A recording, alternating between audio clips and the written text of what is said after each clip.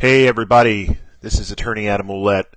This is going to be a series, this video is the first in a series of short videos on each and every addendum that they have for the new FAR contract that just came out in August of 2013. I think it was actually released in September, but they dated it August. And I'm going to have a bunch of these videos, so be on the lookout. If you don't know me, my name is Adam Ouellette. I'm an attorney here in Broward County for the past 16 years. I'm also a real estate instructor. I've done thousands and thousands of closings. I've helped draft real estate contracts. I was on the board at the South Broward board to help with their forms for many years. So I have a lot of information I have to share with you and a lot of expertise in terms of litigation as well, where I've litigated lots of real estate contracts and been involved in some disputes over those as an attorney. And I'm going to give you some tips and pointers along the way. So let's jump into the first one, which is the condominium rider. Now, one of the things I need to tell you is that there is a distinct difference in the requirements of the condominium rider and the homeowners association rider. We also just recorded, my law partner and I recorded a video for you guys on association approvals. So that is on my YouTube channel. Check it out. If you've had any issues with homeowners associations or condo associations, they can be difficult, and there's a new Broward County ordinance that just came out in November, I believe. So check that one out if you have some time. The condominium rider, when you start on Section 1, now this only needs initials. Most of the riders just need initials, and make sure that you carry forward the seller and buyer's names, and describe the property with the address is fine, as long as you've used, as I've talked about in my FAR webinar, as long as you've used the correct legal description on the first page of the contract, then you're fine to use the property address, which you should carry forward in Transaction Desk if you use it. It's a great program. If there's association approval, hopefully you have that information from the listing agent, and you can give them a call and make sure you enter this in, because any blanks left in any kind of addendum or the contract where it doesn't say if left blank, and here it says if left blank, then 5 days prior to closing. But one of the things I want you to understand about a condominium association is if you've got a pretty good buyer with a lender who's saying, yeah, go for it, get them moving with the association approval pretty quickly, because sometimes the board only meets once a month, and if you don't time it right, it could be a couple months before you are able to get them in and get them approved. So get them going on this pretty quickly. And then it says within, if left blank, then 5 days after the effective date, seller shall initiate the approval process with the association and buyer, and the buyer shall apply for such approval. A buyer and seller shall sign and deliver any documents required by the association in order to complete the transfer. And each shall use diligent effort to obtain such approval, including making personal appearances. So let your buyer be aware that sometimes they're going to have to go to an interview with the association, a couple members of the association. Sometimes it's the property management company. It says if buyer is not approved within the stated time period, the contract shall terminate, and buyer shall have their deposit refunded, thereby releasing buyer and seller from all further obligation. If there's a first right of refusal, you want to put it in this box. What that means is the association can decide to buy the property, and let's read this real quick. On 2A, if the association has a right, this contract is contingent upon the association within the time permitted for the exercise of such right, either providing written confirmation to the buyer that the association is not exercising or failing to timely exercise such right pursuant to the declaration of condominium. Then it says on B, the members of the association have or do not have the right. If members do have a right, this contract is contingent upon the members within the time permitted for the exercise of such right, either by permitting or providing written confirmation to the buyer that they're not exercising or failing to timely exercise such right pursuant to the terms of the declaration. In C, it says buyer and seller shall, within 5 days if left blank after the effective date, sign and deliver any documents required as a condition precedent. Now, if you have some of these and you have questions, feel free to give us a call. If you have a first right of refusal, we'll be happy to take a look at the the condominium declaration to let you know what their rights are.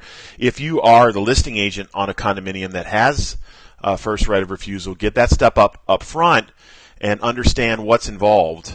Some of them have. I've represented some associations over the years, and actually I've seen a few of them buy a couple properties. There was a homeowners association villa type thing in Plantation that actually bought one out from under the buyer years ago. And I think they're looking back on it and wish they didn't now, but I represented the bank that did a loan for them when they went to buy. So it's an interesting process, and if you need help, we're here for you. Then disclosure of fees in Section 3. You've got condominium association assessments and rents. Seller represents that the current association assessments installments are. If there's different ones, sometimes there's a couple different associations. I've seen up to 3. There's sections for 3 here. Then there's recreation. Actually, one is for association assessment and then recreation. So, but usually there's 2 associations, and sometimes there's a rec area that needs to be dealt with, and there's a fee for that every month or quarter. But you have to make sure you document that. In B, fees. Seller shall, at closing, pay all fines imposed by the unit by the condominium association.